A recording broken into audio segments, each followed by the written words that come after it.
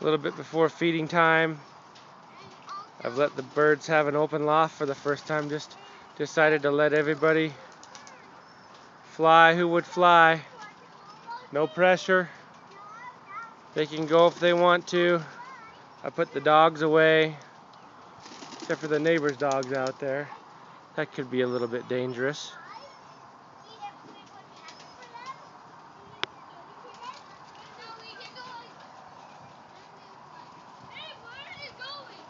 Yeah.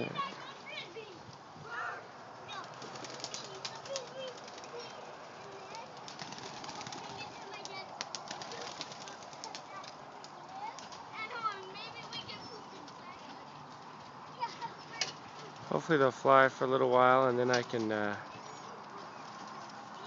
blow my whistle when it's feeding time.